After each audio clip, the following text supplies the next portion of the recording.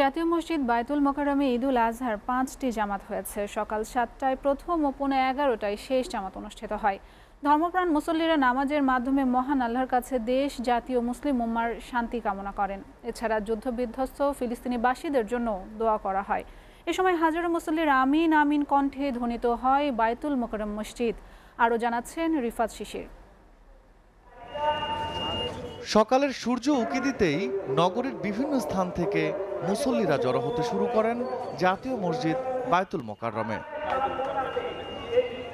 ধনী গরিবের ভেদাভেদ ভুলে নানা শ্রেণী পেশার মানুষ সারিবদ্ধভাবে নামাজে আল্লাহর দরবারে মাথা অবনত করেন।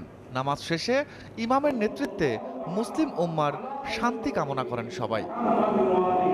বছর ঘুরে আসা ঈদুল আজহার নামাজ সকলের সাথে আদায় করতে পেরে আনন্দের কথা জানান অনেকেই। আমি আজকে সেকেন্ড জামাতে অংশগ্রহণ করেছি। এত সুন্দর ব্যবস্থাপনা আই হ্যাভ নেভার সিন। যে জামাতে মুসল্লি বেশি হয় সেখানে সবটা বেশি পায়, আর সব বেশি হয়। এই জন্য এই বড় জামাতে মুসল্লিরা এসে নামাজ পড়তে চায়। বায়তুল মোকাররম হচ্ছে আমাদের জাতীয় মসজিদ। এখানে নামাজ পড়ে আমাদের আরও প্রশান্তি লাভ করে, এই কারণে আসা। আত্মীয় স্বজন এবং পাড়া প্রতিবেশী এবং সমস্ত দেশবাসী সবাইকে বলবো যে এই আনন্দটা সবার মধ্যে বন্টন করে দেওয়ার জন্য, ভাগাভাগি করে দেওয়ার জন্য। আনন্দময় জামাতে অভিভাবকদের সাথে শিশুদের উপস্থিতিও ছিল চোখে পড়ার মতো। নামাজের পর গরু কুরবানি হবে, গরু কুরবানিতে মজা করবো, গরু মাংস খাবো। আমি আমার আব্বুর সঙ্গে নামাজ পড়তে এসেছি। সবাইকে ঈদ মোবারক। সবাইকে ঈদ মোবারক। সবাইকে ঈদ মোবারক। ফিলিস্তিনে নিরীহ অত্যাচারিত মানুষদের কথা স্মরণ করেন মুসল্লিরা। জানান মুসলিম বিশ্বকে ঐক্যবদ্ধভাবে নির্যাতিত সকল মুসলমানদের পাশে দাঁড়াতে হবে।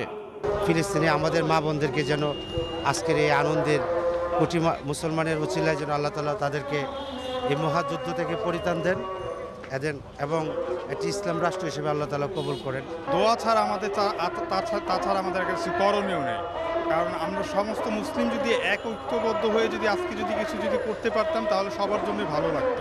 ফিলিস্তিনের মুসলমানদেরকে যেন আল্লাহ তাআলা মাফ করে এবং তারা যেভাবে নির্যাতিত হচ্ছে আল্লাহ পাক যেন তাদের উপরে দয়া করে।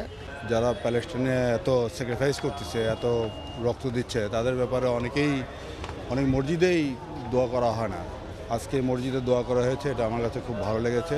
সকাল ৭টায় প্রথম জামাতে তুলনামূলক বেশি উপস্থিতি থাকলেও শেষ জামাত পর্যন্ত আসতে থাকে মুসল্লিরা। রিফাত শিশির, এসএ টিভি, ঢাকা।